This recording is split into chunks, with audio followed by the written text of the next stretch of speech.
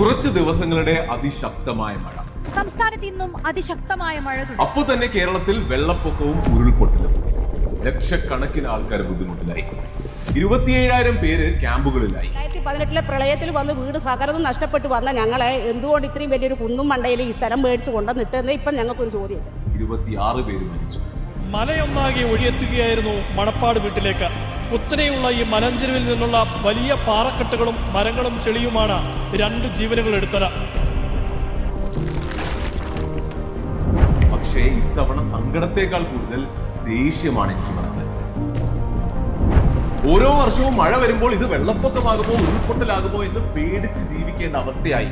നന്നായി ഒന്ന് മഴ പെയ്താൽ ഉറക്കം പോകും. ഇതെന്താണ് ഇങ്ങനെ എന്ന ദേഷ്യമാണ് എന്നെ കൊണ്ട് ഈ വീഡിയോ ചെയ്യുന്നത്. എന്തുകൊണ്ടാണ് ഇത് തുടർച്ചയായി സംഭവിക്കുന്നത്? എന്താണ് ഇതിനൊരു പരിഹാരമില്ലാത്തത്? ആരാണ് ശരിക്കും ഉത്തരവാദി? ഞാനത് അന്വേഷിച്ചു പോയി.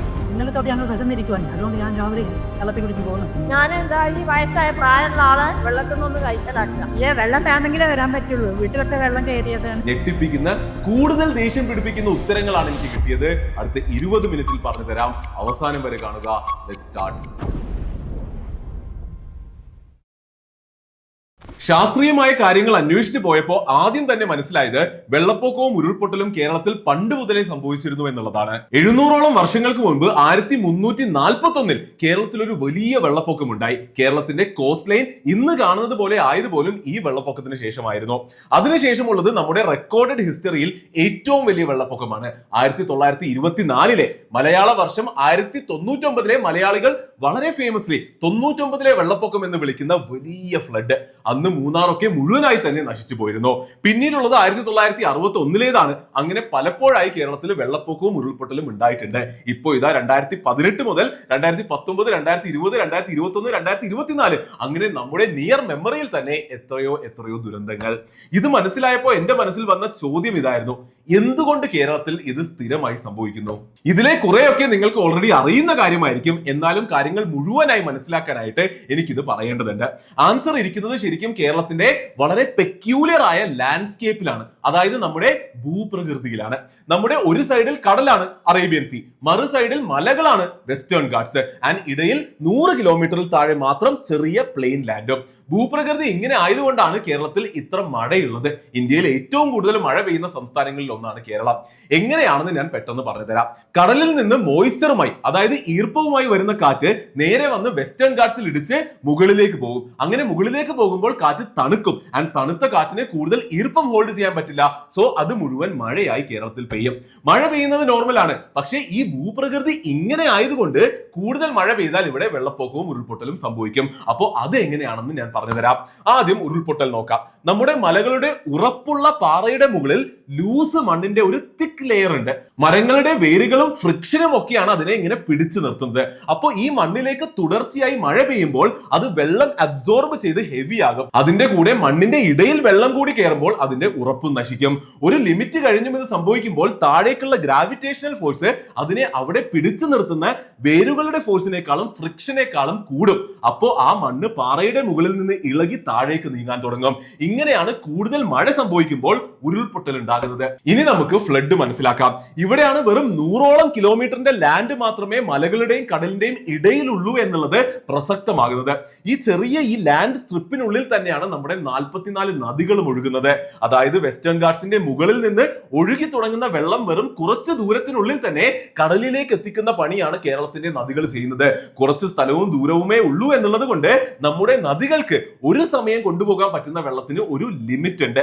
അപ്പോൾ വലിയ തോതിൽ മണ്ണിനെ അബ്സോർബ് ചെയ്യാൻ പറ്റുന്നതിലും വേഗത്തിൽ മഴ പെയ്യുമ്പോൾ ആ എക്സ്ട്രാ വെള്ളം എല്ലാം ഒഴുകി ഈ നദികളിലേക്ക് എത്തും. അങ്ങനെ സംഭവിക്കുമ്പോൾ ഓൾറെഡി ലിമിറ്റ് കുറഞ്ഞ നമ്മുടെ നദികൾ ഓവർഫ്ലോ ചെയ്ത് വെള്ളം പരിസര പ്രദേശങ്ങളിലേക്ക് കടക്കും, വെള്ളപ്പൊക്കം ഉണ്ടാകും. ആൻഡ് നമ്മുടെ ചെറിയ ലാൻഡ് സ്ട്രിപ്പിന്റെ ചില ഭാഗമൊക്കെ സീ ലെവലിലും താഴെ പോലുമാണ്.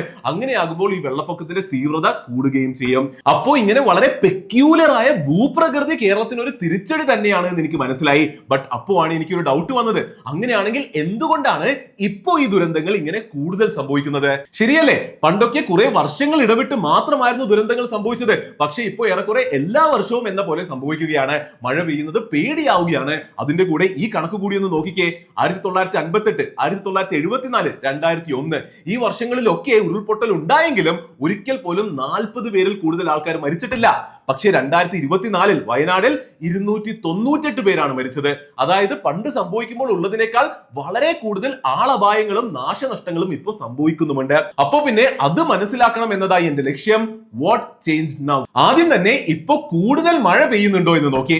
റിസൾട്ട് എന്നെ ശരിക്കും ഞെട്ടിച്ചു. കേരളത്തിലെ ഇയർലി ആവറേജ് റെയിൻഫോള് വർഷങ്ങൾ കഴിയുന്തോറും കുറയുകയാണ് ചെയ്തിരിക്കുന്നത്. കഴിഞ്ഞ 100 വർഷത്തിൽ നിയർലി 12% കുറഞ്ഞു. അപ്പൊ പിന്നെ എന്താണ് സംഭവിച്ചത് എന്ന് നോക്കിയപ്പോഴാണ് കാര്യം മനസ്സിലായത്. മാറിയത് മഴയുടെ സ്വഭാവമാണ്. കൃത്യമായി പറഞ്ഞാൽ മഴയുടെ സ്പീഡാണ് മാറിയത്. യെസ്, ഒരു ദിവസം തന്നെ 200 മില്ലിമീറ്ററിൽ കൂടുതൽ പെയ്യുന്ന എക്സ്ട്രീംലി ഹെവി റെയിൻഫോൾ എന്ന് വിളിക്കുന്ന പ്രതിഭാസം ഇപ്പോൾ കേരളത്തിൽ കൂടുതൽ സംഭവിക്കുകയാണ്. ശരിയല്ലേ? ഈ വർഷവും അതല്ലേ സംഭവിക്കുന്നത്. ഓവറോൾ മൺസൂണിൽ മഴ കുറവായിരുന്നു. എന്നാൽ കഴിഞ്ഞ കുറച്ച് ദിവസങ്ങളായി നിർത്താത്ത അതിശക്തമായ മഴയും. ഇത് സംഭവിക്കാനുള്ള കാരണം ഇതാണ്. ഗ്ലോബൽ വാർമിംഗ് കാരണം അറേബ്യൻ സീ കൂടുതൽ ചൂടായി. ചൂട് കൂടിയ കടൽ കൂടുതൽ മോയ്സ്ചർ അന്തരീക്ഷത്തിലേക്ക് വിടും. അങ്ങനെ കുറെ കൂടി ടോളായ ഡീപ് കൺവെക്റ്റീവ് ക്ലൗഡ്സ് ഉണ്ടാകും. ആൻഡ് ഇങ്ങനെയുള്ള ക്ലൗഡ്സ് വളരെ വലിയ സ്പീഡിലാണ് മഴ പെയ്യുക. അപ്പോൾ അങ്ങനെ മാസങ്ങളോ ദിവസങ്ങളോ കൊണ്ട് പെയ്യേണ്ട മഴ ചെറിയൊരു സമയത്തിനുള്ളിൽ പെയ്യുമ്പോൾ നേരത്തെ പഠിച്ച നമ്മുടെ ഭൂപ്രകൃതിയുടെ ലോജിക്ക് വെച്ച് ഉരുൾപൊട്ടലും വെള്ളപ്പൊക്കവും കൂടുതൽ ഉണ്ടാകാനുള്ള സാധ്യത ഉണ്ടാകുന്നു. ആൻഡ് ഡേറ്റ ഇത് കൃത്യമായി കാണിക്കുന്നുമുണ്ട്. 2018-ലും 2024-ലും ഈ വർഷവും ഒക്കെ സംഭവിച്ചതും സംഭവിച്ചുകൊണ്ടിരിക്കുന്നതും ഇത് തന്നെയാണ്. പെട്ടെന്ന് കുറച്ച് സമയത്തിനുള്ളിൽ കുറെ അധികം മഴ പെയ്യുന്നു. അപ്പോൾ ഇങ്ങനെ നേച്ചറിൽ നിന്ന് തന്നെ ഒരു മാറ്റം ഉണ്ടായി എന്ന് മനസ്സിലാക്കിയപ്പോൾ അടുത്ത എനിക്ക് ചിന്ത വന്നത്, എന്തായാലും നേച്ചർ മാത്രം ആയിരിക്കില്ല, നമ്മളും എന്തെങ്കിലും ഒക്കെ എവിടെയെങ്കിലും ചെയ്തു കാണും, അതും ഒരു റീസൺ ആയിരിക്കുമല്ലോ എന്നുള്ളതാണ്. അങ്ങനെ അത് നോക്കി പോയപ്പോൾ കിട്ടിയത് വളരെ ഇൻട്രസ്റ്റിംഗ് ആയിട്ടുള്ള കാര്യങ്ങളാണ്. യെസ്, നേച്ചറിനെ മാത്രം കുറ്റപ്പെടുത്തണ്ട, നമ്മുടെ ഭാഗത്തും മിസ്റ്റേക്സ് ഉണ്ട്. നമ്മൾ വെസ്റ്റേൺ ഗാട്സിലെ കാടുകൾ വെട്ടി പ്ലാന്റേഷൻ ഉണ്ടാക്കി. കാട്ടിലെ മരങ്ങളുടെ വേരുകൾ മണ്ണിലെ വെള്ളം പിടിച്ചു നിർത്തുന്നത് പോലെ പ്ലാന്റേഷനിലെ ചെടികളുടെ റൂട്ട്സിന് പറ്റില്ല. 1950-നും 2018-നും ഇടയിൽ 62% കാടാണ് കുറഞ്ഞത്. പിന്നെയുള്ളത് വെസ്റ്റേൺ ഗാട്സിലെ പോപ്പുലേഷൻ കാര്യമായി കൂടി എന്നുള്ളതാണ്. അപ്പോൾ മുൻപ് ആരും ഇല്ലാത്ത സ്ഥലങ്ങളിൽ വീണ മലകൾ ഇപ്പോ വീടുകളുടെ മുകളിൽ വീഴാൻ തുടങ്ങി. പിന്നെ എന്താ, വീടിനും റിസോർട്ടിനും കല്ലിനും റോഡിനും വേണ്ടി നമ്മൾ മലകൾ ഇടിച്ച് പൊളിച്ചു. അങ്ങനെ മുകളിലെ വെയിറ്റ് ഹോൾഡ് ചെയ്ത് നിർത്തുന്ന ബേസ് പല സ്ഥലങ്ങളിലും നശിച്ചുപോയി. ഇനി ഫ്ലഡ്സ് കൂട്ടാനും നമ്മൾ കാരണമായിട്ടുണ്ട്. വെള്ളത്തിന്റെ ഒഴുക്കിനെ ഹെൽപ്പ് ചെയ്യേണ്ട ചെറിയ തോടുകളും കനാലുകളും എന്തിന് നദികളും നമ്മൾ വേസ്റ്റ് ഇട്ട് ബ്ലോക്ക് ചെയ്തു. ചില സ്ഥലത്തൊക്കെ നികത്തി ബിൽഡിംഗ് പോലും വെച്ചിട്ടുണ്ട്. ഏറെക്കുറെ അതേ അവസ്ഥയാണ് വെള്ളം ഹോൾഡ് ചെയ്യേണ്ട നമ്മുടെ കായലുകൾക്കുമുള്ളത്. പിന്നെയുള്ളത് നമ്മൾ കൂടുതൽ നെൽവയലുകൾ നികത്തി എന്നുള്ളതാണ്. വയലുകളൊക്കെ ശരിക്കും വെള്ളപ്പൊക്കം തടയാൻ ഹെൽപ്പ് ചെയ്യുന്ന നാച്ചുറൽ ടാങ്കുകളാണ്. അപ്പോൾ ഇങ്ങനെ നമ്മുടെ തോന്നിവാസവും കൂടി ആഡ് ചെയ്തപ്പോഴാണ് കാര്യങ്ങൾ ശരിക്കും വഷളായത്. അല്ലാതെ നേച്ചറിനെ മാത്രം കുറ്റം പറയേണ്ട ഒരു കാര്യവുമില്ല എന്ന് എനിക്ക് മനസ്സിലായി. അപ്പോൾ ഇത്രയും ആയപ്പോൾ എനിക്ക് ഉത്തരം കിട്ടി എന്നാണ് ഞാൻ കരുതിയത്. Bad geography, changing rain and നമ്മുടെ തെറ്റുകൾ. പക്ഷെ എന്നാലും ഒരു ചിന്ത എന്നെ അലട്ടിക്കൊണ്ടേയിരുന്നു. ഡിഫിക്കൽട്ടിയുള്ള ലാൻഡ്സ്കേപ്പും ഹെവി റെയിനുമുള്ള ലോകത്ത് ഒരേ ഒരു സ്ഥലം എന്തായാലും കേരളം മാത്രം ആയിരിക്കില്ലല്ലോ, വേറെയും സ്ഥലങ്ങൾ ഉണ്ടാകില്ലേ? അപ്പോൾ അവരെന്തൊക്കെയാണ് ചെയ്തത്? ആൻഡ് അതിന്റെ ഉത്തരമാണ് എന്റെ ഈ സ്റ്റഡിയിലെ ഏറ്റവും വലിയ കണ്ടെത്തൽ. എന്റെ ചിന്തയെ ഏറ്റവും ശക്തമായി മാറ്റിയത് ഈ കാര്യമാണ്. വളരെ ഫേമസ് ആയ ജപ്പാന്റെ എക്സാമ്പിൾ തന്നെ നമുക്ക് എടുക്കാം. ഐലൻഡ് നേഷൻ ആണ്. അപ്പൊ ചുറ്റും കടലാണ്. കടൽ തീരത്തോട് ചേർന്ന് രാജ്യം മുഴുവൻ മലകളുണ്ട്. നദികൾ ഷോർട്ട് ആൻഡ് വയലന്റ് ആണ്. അതിന്റെ കൂടെ എല്ലാ വർഷവും അതിശക്തമായ മഴയും ഫ്രീക്വന്റ് ആയി തന്നെ എർത്ത് ക്വേക്സും ടൈഫൂൺസും. ഇങ്ങനെയൊക്കെ ഇത്ര അധികം മോശം നേച്ചർ ആയിട്ടും ജപ്പാൻ അതിമനോഹരമായിട്ടാണ് പ്ലാൻ ചെയ്ത് ഡിസാസ്റ്റർ മാനേജ് ചെയ്യുന്നത്. 1950-കളിൽ ആയിരക്കണക്കിന് ആൾക്കാർ മരിക്കുന്ന ഡിസാസ്റ്റേഴ്സ് അവിടെ തുടർച്ചയായി ഉണ്ടാകുമായിരുന്നു. 1959-ൽ വന്ന ഒരൊറ്റ ടൈഫൂൺ 5000-ഓളം പേരുടെ ജീവനാണ് എടുത്തത്. അതൊക്കെ ഉണ്ടായപ്പോൾ ജപ്പാന്റെ ഗവൺമെന്റ് സീരിയസ് ആയ വർക്ക് ചെയ്തു തുടങ്ങി. മലകളിൽ ചെളിയും കല്ലും മണ്ണും ടൗണുകളിലേക്ക് എത്തുന്നത് തടയാൻ വേണ്ടി അതിന് വേണ്ട സ്ട്രക്ചേഴ്സ് പണിതു. കടൽ തീരത്ത് സീ വോൾസ് ഉണ്ടാക്കി. ജനവാസമുള്ള സ്ഥലങ്ങളിൽ സ്ട്രിക്റ്റ് ബിൽഡിംഗ് റൂൾസ് കൊണ്ടുവന്നു. ഡിസാസ്റ്റർ ഹാൻഡിൽ ചെയ്യാൻ പറ്റുന്ന പോലത്തെ കൺസ്ട്രക്ഷൻ അവിടെ സ്ട്രിക്റ്റ് ആക്കി. എർത്ത് ക്വേക്കിന്റെ കൂടെ ആടി ഉലയുന്ന ജാപ്പനീസ് ബിൽഡിങ്ങുകൾ നിങ്ങളും ശരിക്കും കണ്ടിട്ടുണ്ടാകും. ഇങ്ങനെ അവിടുത്തെ ഗവൺമെന്റ് അതിനെ ഒരു പ്രയോറിറ്റി ആയി എടുത്ത് അതിശക്തമായ പ്ലാനിങ്ങും എക്സിക്യൂഷനും ചെയ്തത് കൊണ്ടാണ് ഇന്ന് വളരെ വലിയ മഴ പെയ്യുമ്പോഴും ടൈഫൂൺ വരുമ്പോഴും ജപ്പാന് പിടിച്ചു നിൽക്കാൻ പറ്റുന്നത്. ഇവിടെ ജപ്പാൻ ഒരു എക്സാമ്പിൾ മാത്രമാണ്. നെതർലൻഡ്സ്, ഹോങ്കോങ്, ബംഗ്ലാദേശ് പോലെ പല രാജ്യങ്ങൾ ഇതുപോലെ തന്നെ നേച്ചർ മോശമായിട്ടും നല്ല പ്ലാനിങ് ചെയ്തത് കൊണ്ട് ഡിസാസ്റ്റേഴ്സ് നന്നായി മാനേജ് ചെയ്തിട്ടുണ്ട്. ഇവിടെ നേച്ചറിനെ തോൽപ്പിക്കാമെന്നല്ല ഞാൻ പറയുന്നത്. നേച്ചറിൽ സംഭവിക്കുന്ന സംഭവിക്കുന്നത് എന്തായാലും സംഭവിക്കും. പക്ഷേ എത്ര പേർ മരിക്കുന്നു എന്നത്, എത്ര പേർ ബുദ്ധിമുട്ടുന്നു എന്നത്, സ്റ്റേറ്റ് എത്ര കഷ്ടപ്പെടുന്നു എന്നതുമൊക്കെ തീർച്ചയായിട്ടും കുറക്കാൻ സാധിക്കും. ആൻഡ് അതിന് വേണ്ടത് ആ നാട്ടിലെ സർക്കാരിന്റെ നല്ല ഗവർണൻസ്, നല്ല ഭരണമാണ്, നല്ല ലോങ് ടേം വിഷൻ, സയന്റിഫിക് ആയ പ്ലാനിംഗ് ആൻഡ് അതിലും നല്ല എക്സിക്യൂഷൻ.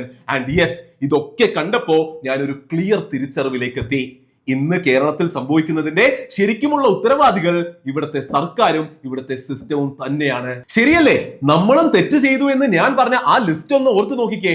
കാട് വെട്ടി, വയൽ നികത്തി, കൺസ്ട്രക്ഷൻ ചെയ്തു, ക്വാറി പണിഞ്ഞു എന്നൊക്കെയല്ലേ. ഇതൊക്കെ ഇവിടെ ചെയ്യാൻ പെർമിഷൻ കൊടുത്തത് ആരാ? എല്ലാം ഏതോ ഒരു സർക്കാർ ഡെസ്കിലൂടെ പാസ്സായി വന്നത് തന്നെയല്ലേ? യെസ്, അതാണ് ഞാൻ പറയുന്നത്. At the end of the day ഇവിടെ നടന്ന മോശം കാര്യങ്ങൾക്കും നടക്കാതെ ഇരുന്ന നല്ല പ്ലാനിങ്ങിനും അക്കൗണ്ടബിള് സർക്കാരും സിസ്റ്റവും തന്നെയാണ്. അവർ ഒന്നും തന്നെ ചെയ്തില്ല എന്നല്ല ഞാൻ പറയുന്നത്. പല പ്ലാൻസ് ഉണ്ടാക്കിയിട്ടുണ്ട്, കുറെ കാശ് ചിലവാക്കിയിട്ടുണ്ട്, പലതും ചെയ്തിട്ടുണ്ട്. പക്ഷെ മറ്റ് രാജ്യങ്ങൾ ചെയ്തതൊക്കെ വായിച്ചപ്പോ ആണ് നമ്മൾ എത്രയോ പിന്നിലാണ് എന്ന് എനിക്ക് മനസ്സിലായത്. നമ്മൾ ചെയ്യേണ്ടിയിരുന്നതിന്റെ ഒരു ഫ്രാക്ഷൻ പോലും നമ്മൾ ചെയ്തിട്ടില്ല എന്ന് എനിക്ക് തോന്നി. 2026 ആയിട്ടും നമ്മൾ ഇങ്ങനെ കഷ്ടപ്പെടേണ്ടതില്ല എന്ന് എനിക്ക് മനസ്സിലായി. നമ്മുടെ ഇപ്പോഴത്തെ മുഖ്യമന്ത്രി പോലും കഴിഞ്ഞ ദിവസം പറഞ്ഞു, പൊതുവെ എത്രയോ പിന്നിലുള്ള ഒറീസ പോലും ഡിസാസ്റ്റർ മാനേജ്മെന്റിൽ നമ്മളെക്കാൾ വളരെ മുന്നിലാണെന്ന്. ഒറീസയൊക്കെ നമുക്ക് ഓർമ്മയില്ല, 78 ഒരു സൈക്ലോൺ ഉണ്ടായപ്പോൾ 1.5 ലക്ഷം പേര് മരിച്ചെന്നാണ് പറഞ്ഞത്. എത്ര പേര് മരിച്ചെന്നൊരു കണക്കുണ്ടായിരുന്നു. പക്ഷെ അവർക്ക് ഒരു 2-3 കൊല്ലം മുമ്പ് ഒരു സൈക്ലോൺ ഉണ്ടായപ്പോൾ അവരുടെ കാഷ്വാലിറ്റി 2 കുറയ്ക്കാൻ പറ്റി.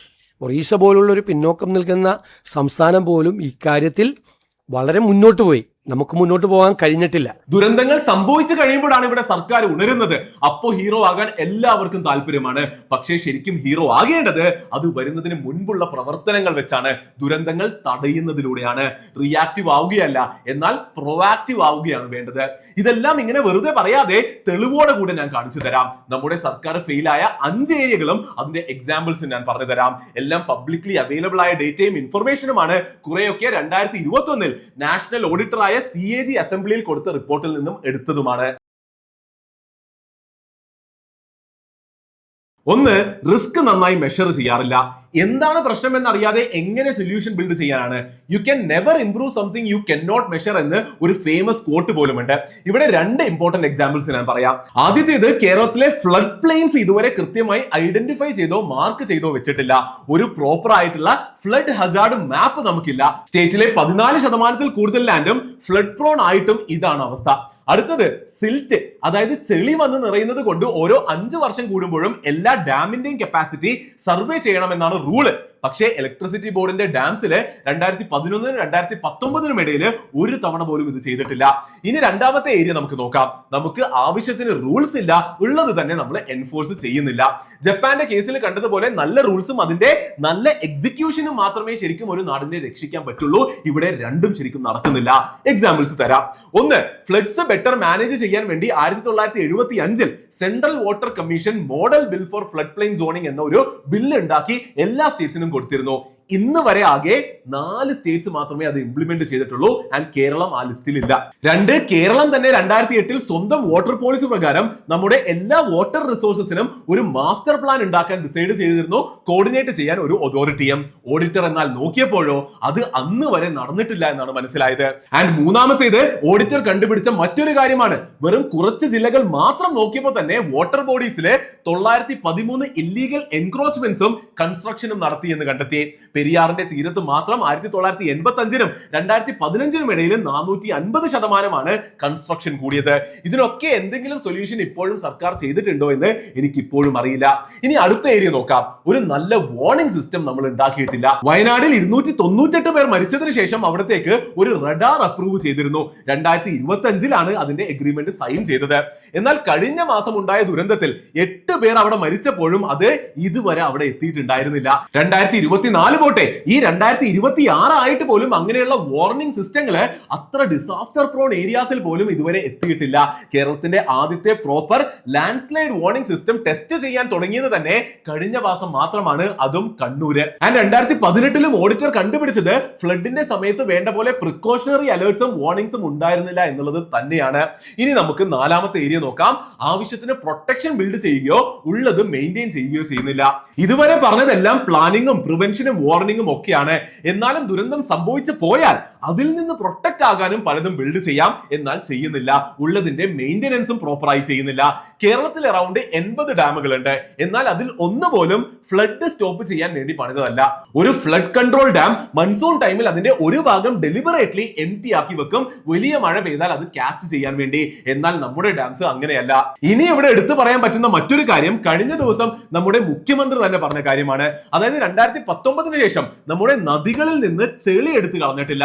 അങ്ങനെ വരുമ്പോൾ കൂടുതൽ വെള്ളം ഒഴുകാൻ പറ്റാതെ ചെറിയ മഴ വരുമ്പോൾ തന്നെ വെള്ളം പുറത്തേക്ക് ഒഴുകും. നദികളില് 2018 അടിഞ്ഞിരിക്കുന്ന മണ്ണാണ് ഈ പ്രശ്നം. മണ്ണും ചെളിയുമാണ്. മണ്ണും ചെളിയും വേസ്റ്റും ഒക്കെ കെട്ടിക്കിടക്കുകയാണ്. ചെറിയ മഴ പെയ്താൽ അപ്പൊ തന്നെ ഫ്ലഡ് ആവുകയാണ്. പിന്നെ എന്താ, കൊച്ചിയുടെ കേസ് തന്നെ നോക്കിക്കോ. എപ്പോഴും ഫ്ലഡ് ആയിട്ടും ഇതുവരെ ഒരു ഡ്രെയിനേജ് മാസ്റ്റർ പ്ലാൻ ഉണ്ടാക്കിയിട്ടില്ല. ഇനി 5ാമത്തെയും അവസാനത്തെയും ഏരിയ നോക്കാം. നമ്മൾ തുടങ്ങിയ പല സ്വപ്ന പദ്ധതികളും നമ്മൾ കംപ്ലീറ്റ് ചെയ്തിട്ടില്ല. ക്യാഷ് ഒരു തടസ്സം ഒരിക്കലും ആയിരുന്നില്ല. 2018 ശേഷം 2600 കോടി രൂപയിൽ കൂടുതൽ നമ്മൾ ലോണായും 2100 കോടി രൂപയോളം ഫ്ലഡ് സെസ് ആയും സർക്കാരിന് കിട്ടിയിട്ടുണ്ട്. അങ്ങനെയാണ് വലിയ പ്ലാനുകൾ ഇട്ടത്. പക്ഷേ മോസ്റ്റ്ലി ഒന്നും മര്യാദക്ക് ചെയ്തു തീർക്കാൻ പറ്റിയിട്ടില്ല. ഒന്ന്, നെതർലൻഡിലെ room for the river project ഓർമ്മയില്ലേ? 2019 നമ്മുടെ അന്നത്തെ മുഖ്യമന്ത്രി അവിടെ പോയി അത് കണ്ട് കേരളവും അങ്ങനെ തന്നെ ചെയ്യുമെന്ന് തീരുമാനിച്ചിരുന്നു. എന്നിട്ട് ആക്ച്വലി സാങ്ഷൻ ആയത് ഒരു റിപ്പോർട്ട് എഴുതാൻ വേണ്ടി 4.5 കോടി രൂപ മാത്രമായിരുന്നു. ആൻഡ് ആ ഓർഡറിന് ശേഷം പിന്നെ ഒന്നും തന്നെ നടന്നില്ല എന്ന് സ്റ്റേറ്റിന്റെ സ്വന്തം ചീഫ് എഞ്ചിനീയർ കഴിഞ്ഞ ആഴ്ച പറഞ്ഞു. പിന്നെ റീബിൽഡ് കേരള 2018 ശേഷം അടുത്ത ഫ്ലഡിന്റെ ഡാമേജ് കുറക്കാൻ കൊണ്ടുവന്ന വലിയൊരു പദ്ധതി. 113 പ്രൊജക്ട്സ് ആയിരുന്നു അതിന്റെ ഭാഗമായി ഉണ്ടായിരുന്നത്. ഇപ്പോ ഇതാ 8 വർഷങ്ങൾ കഴിഞ്ഞിട്ടും അതിലെ ഭൂരിഭാഗം പ്രൊജക്ട്സും ഇതുവരെ ചെയ്തിട്ടില്ല. അപ്പോ ഇങ്ങനെ ഇതെല്ലാം കേൾക്കുമ്പോൾ നമ്മുടെ സർക്കാരിന്റെ ഫെയിലിയർ ക്ലിയർ ആയി നിങ്ങൾക്ക് മനസ്സിലാകുന്നില്ലേ? വളരെ ഇൻട്രസ്റ്റിംഗ് ആയ ഒരു കാര്യം ഇവിടെ പറയാം. കഴിഞ്ഞ ദിവസം നമ്മൾ ഇനി എന്താണ് ചെയ്യാൻ പോകുന്നത് എന്ന് നമ്മുടെ ഇപ്പോഴത്തെ മുഖ്യമന്ത്രി അനൗൺസ് ചെയ്തിരുന്നു. ഇന്ത്യക്ക് മോഡലായ ഒരു ഡിസാസ്റ്റർ മാനേജ്മെന്റ് റെസീലിയൻസ് പ്രോഗ്രാം കേരളത്തിൽ നടപ്പാക്കും. ക്ലൈമറ്റ് പ്രഡിക്ഷന് ഏറ്റവും ആധുനികമായ സങ്കേതങ്ങൾ, ലോകത്തുള്ള ഏറ്റവും ആധുനികമായ സങ്കേതങ്ങൾ ഉപയോഗിക്കും. അതിൻ്റെ വാർണിംഗ് സിസ്റ്റം ഇഫക്റ്റീവ് ആക്കും. പിന്നെ ഫ്ലഡ് മാപ്പിംഗ്, അപകട സാധ്യതയുള്ള സ്ഥലങ്ങളിലെല്ലാം ഫ്ലഡ് മാപ്പിംഗ് നടത്തി അത് നേരത്തെ പ്രഖ്യാപിച്ച ഫലപ്രദമായ ഏറ്റവും ഇഫക്റ്റീവ് ആയിട്ടുള്ള ഒരു ഡിസാസ്റ്റർ മാനേജ്മെന്റ് റെസീലിയൻസ് സിസ്റ്റം കൊണ്ടുവരും. ഡാമുകളിലെ മണൽ മാറ്റും. അതോടൊപ്പം നദികളിൽ 2018 അടിഞ്ഞിരിക്കുന്ന മണ്ണാണ് ഈ പ്രശ്നം. മണ്ണും ചെളിയുമാണ്. ഈ മഴ മാറിക്കഴിഞ്ഞാൽ ഇമ്മീഡിയറ്റ് ആയിട്ട് ഇത് അടുത്ത വർഷം ഇത് വരാൻ വേണ്ടി കാത്തിരിക്കാതെ മണൽ അടിഞ്ഞിരിക്കുന്നത് മാറ്റാൻ വേണ്ടിയിട്ടുള്ളത് ചെയ്യും. ഡാം മാനേജ്മെന്റിന് ഏറ്റവും ആധുനികമായ സംവിധാനം. കേരളം ഒരു വളരെ ശ്രദ്ധിക്കേണ്ട, ഇന്ത്യയിൽ തന്നെ ഏറ്റവും ശ്രദ്ധിക്കേണ്ട ഒരു പ്രധാനപ്പെട്ട സ്ഥലമാണ്. വിവിധ ഡിപ്പാർട്ട്മെന്റുകളെ ഏകോപിപ്പിച്ചുകൊണ്ടുള്ള ഫലപ്രദമായ ഒരു പോളിസിയും പ്രഖ്യാപിക്കും, അത് നടപ്പിലാക്കുകയും ചെയ്യും. A permanent disaster management system and early warning system, more rain gauges, flood mapping, നദികളുടെ ഡീസെൽറ്റിംഗ്. അത് കേട്ടപ്പോ കൈയടിക്കാനല്ല, പിന്നെയും വിഷമവും ദേഷ്യവുമാണ് തോന്നിയത്. ഇപ്പോ നമ്മൾ ഡിസ്കസ് ചെയ്ത എത്രയോ വർഷങ്ങളായി ചെയ്യണമായിരുന്നു എന്ന് സ്റ്റേറ്റിന് അറിയാമായിരുന്ന എന്നാൽ ചെയ്യാതിരുന്ന കാര്യങ്ങളാണ് ഇനി ചെയ്യാമെന്ന് വലിയ രീതിയിൽ പറയുന്നത്. ഇനി ഇത് കേൾക്കുമ്പോൾ ഞാൻ ഇവിടെ ഒരു ഗവൺമെന്റിനെയോ ഒരു പാർട്ടിയെയോ മാത്രം കുറ്റപ്പെടുത്തുകയാണെന്ന് നിങ്ങൾ വിചാരിക്കേണ്ട. ഞാൻ ഇതുവരെ ഈ വീഡിയോയിൽ പറഞ്ഞ എല്ലാ ഡേറ്റ്സും ഒന്ന് നോക്കിക്കേ. കേരളത്തിന്റെ ചരിത്രം മുഴുവൻ നമ്മൾ ഇവിടെ ഡിസ്കസ് ചെയ്തിട്ടുണ്ട്. എല്ലാ സമയത്തും ഉണ്ടായ എല്ലാ പാർട്ടികളുടെയും എല്ലാ സർക്കാരും അക്കൗണ്ടബിൾ ആണ്. ഞാൻ എല്ലാവരെയുമാണ് കുറ്റപ്പെടുത്തുന്നത്. ജോഗ്രഫിക്കലിയും നാച്ചുറലിയും ഡിസഡ്വാൻറ്റേജ് ഉള്ള നമ്മുടെ നാട്ടിൽ നമ്മളെ പ്രൊട്ടക്ട് ചെയ്യുക എന്നത് അവരുടെ ഡ്യൂട്ടി ആയിരുന്നു. ആൻഡ് ആരും അതൊരു പ്രയോറിറ്റി ആയി എടുത്ത് ലോങ് ടേം വിഷൻ വെച്ച് സയന്റിഫിക് പ്ലാനിംഗ് നടത്തി എക്സിക്യൂട്ട് ചെയ്തില്ല. ആൻഡ് അവിടെയാണ് എനിക്ക് പറയാനുള്ളത്, ഇത് ഇനിയും ഇങ്ങനെ തുടരാൻ പാടില്ല. ഒന്ന് നന്നായി മഴ പെയ്യുമ്പോൾ തന്നെ ഈ സ്റ്റേറ്റിലെ ലക്ഷക്കണക്കിന് ആൾക്കാർ പേടിക്കേണ്ടി വരുന്നത് ഒരിക്കലും ഓക്കെ അല്ല. ജീവനുകൾ നഷ്ടപ്പെടുന്നത് ഓക്കെ അല്ല. ജീവിതമാർഗം നഷ്ടപ്പെടുന്നതും വീടും കാറും നശിക്കുന്നതും കടയും ബിസിനസ്സും വെള്ളത്തിൽ പോകുന്നതും ഒന്നും തന്നെ ഓക്കെ അല്ല. ജനങ്ങൾക്ക് ഒരു സെൻസ് ഓഫ് സെക്യൂരിറ്റി കൊടുക്കേണ്ടത് സർക്കാരിന്റെ പ്രൈമറി റെസ്പോൺസിബിലിറ്റിയാണ്. അതുപോലും ഇല്ലാത്ത നാട്ടിൽ എന്ത് വികസനം വരാനാണ്? ഇതിന്റെ എല്ലാം കൂടെ ഓരോ തവണ ദുരന്തങ്ങൾ സംഭവിക്കുമ്പോഴും സ്റ്റേറ്റും ഫൈനാൻഷ്യലി ഡ്രെയിൻ ആകുന്നുണ്ട്. റെസ്ക്യൂ, റിലീഫ്, റീബിൽഡിംഗ്, ഇങ്ങനെ പല വിധത്തിൽ ചിലവുകളുണ്ട്. 2018 ശേഷം റിക്കവർ ആകാൻ മാത്രം അറൌണ്ട് 31,000 കോടി രൂപയാണ് ചിലവായത്. ഓൾറെഡി കടത്തിലുള്ള നമുക്ക് ശരിക്കും ഇതൊക്കെ പിന്നെയും വലിയൊരു തിരിച്ചടി തന്നെയാണ്. ഡെവലപ്പായി ഒരു ഇൻവെസ്റ്റ്മെന്റ് ഡെസ്റ്റിനേഷനായി ഒരു എക്കണോമിക് സൂപ്പർ പവർ ആകാൻ കേരളം ആഗ്രഹിക്കുമ്പോൾ ഇങ്ങനെയുള്ള ഫണ്ടമെന്റൽ പ്രശ്നങ്ങൾ സോൾവ് ചെയ്യാതെ അവിടേക്കൊന്നും ഒരിക്കലും എത്താൻ പറ്റില്ല എന്ന തിരിച്ചറിവ് നമ്മുടെ ഭരണാധികാരികൾക്ക് തീർച്ചയായിട്ടും ഉണ്ടാകണം. സോ എന്താണ് ഇവിടെ സൊല്യൂഷൻ? ഇതുവരെ പറഞ്ഞതുപോലെ സൊല്യൂഷൻ എന്നും അവൈലബിൾ ആയിരുന്നു. പലരും പല സ്ഥലങ്ങളിൽ ചെയ്ത് കാണിച്ചിട്ടുമുണ്ട്. അതൊന്നും നമ്മൾ ചെയ്യാതെ ഇരുന്നു എന്നുള്ളതാണ് ശരിക്കുമുള്ള പ്രശ്നം. അപ്പോൾ യഥാർത്ഥ സൊല്യൂഷൻ അവസാനം പറഞ്ഞ കാര്യം തന്നെയാണ്. ഇതിനെ പ്രയോറിറ്റി ആയി എടുക്കുന്ന, ലോങ് ടേം വിഷൻ ഉള്ള, നന്നായി പ്ലാൻ ചെയ്യുന്ന, പറഞ്ഞ കാര്യങ്ങൾ എക്സിക്യൂട്ട് ചെയ്യുന്ന, അക്കൗണ്ടബിലിറ്റി ഉള്ള ഭരണം നമുക്ക് വേണം. ആൻഡ് അങ്ങനെ പറഞ്ഞ് എല്ലാം സർക്കാരിന്റെ പുറത്തേക്ക് മാത്രവും ഞാൻ എടുത്തില്ല. നമ്മളും സൊല്യൂഷന്റെ ഭാഗമാകണം. പ്രശ്നം ഉണ്ടാകുമ്പോൾ മാത്രം സർക്കാരിനെ പോലെ തന്നെ റിയാക്റ്റീവായി മാത്രമല്ല നമ്മളും ഈ വിഷയം സംസാരിക്കേണ്ടത്. ഇത് നാടിന്റെ പ്രയോറിറ്റി ആണെന്ന് മനസ്സിലാക്കി ഈ ചർച്ചകൾ എന്നും നടത്തണം. സർക്കാരിനെ അക്കൗണ്ടബിൾ ആയി നമ്മൾ ഹോൾഡ് ചെയ്യണം. അതിന്റെ കൂടെ നമ്മുടെ ജീവിതത്തിലും നമ്മളും വ്യക്തി താല്പര്യങ്ങൾ മാറ്റിവെച്ച് നേച്ചറിനെ കുറച്ചുകൂടി റെസ്പെക്ട് ചെയ്യാൻ തുടങ്ങണം. നമ്മുടെ ലാഭത്തിന് വേണ്ടി കൈക്കൂലി കൊടുത്ത് ഇല്ലീഗൽ കൺസ്ട്രക്ഷന് സാങ്ഷൻ വാങ്ങുന്നതും ആരും കാണാതെ വേസ്റ്റ് കനാലിലേക്ക് എറിയുന്നതും ഒക്കെ പ്രശ്നത്തിന്റെ ഭാഗം തന്നെയാണ്. നമ്മൾ എല്ലാവരും മാറുമ്പോൾ ഒരു കൾച്ചറൽ ഷിഫ്റ്റ് ഇവിടെ സംഭവിക്കും. ആൻഡ് അത് പയ്യെ പയ്യെ എൻ്റയർ സൊസൈറ്റിയെ തന്നെ മാറ്റും. നല്ല ജനങ്ങൾ ഉണ്ടാകുമ്പോഴാണ് ശരിക്കും നല്ല സർക്കാരും ഉണ്ടാകുന്നത് എന്ന വലിയൊരു പോയിന്റ് നമ്മൾ ഇവിടെ മനസ്സിലാക്കേണ്ടതുണ്ട്. അപ്പൊ അതുകൂടി പറഞ്ഞ സ്ഥിതിക്ക് ഈ വീഡിയോ നമുക്ക് ഇവിടെ നിർത്താം. ഞാൻ തുടക്കത്തിൽ പറഞ്ഞതുപോലെ ഫ്രസ്ട്രേഷനിൽ നിന്നാണ് റിസർച്ച് ചെയ്യാനും ഈ വീഡിയോ ചെയ്യാനും എനിക്ക് തോന്നിയത്. ആൻഡ് പഠിച്ചു വന്നപ്പോൾ കാര്യങ്ങൾ വിചാരിച്ചതിലും മോശമാണെന്ന് തന്നെയാണ് എനിക്ക് മനസ്സിലായത്. ഞാൻ ആദ്യം പറഞ്ഞതുപോലെ ദേഷ്യവും ഫ്രസ്ട്രേഷനും കൂടുകയാണ് ചെയ്തത്. എനിക്ക് പറ്റുന്ന ചേഞ്ചസ് ഞാൻ എന്തായാലും വരുത്തും. നിങ്ങളും സർക്കാരും അതുപോലെ തന്നെ ചെയ്യുമെന്ന് എപ്പോഴത്തെ പോലെയും പ്രതീക്ഷയോടെ തന്നെ ഞാൻ ഇവിടെ നിർത്തുന്നു. അതിശക്തം.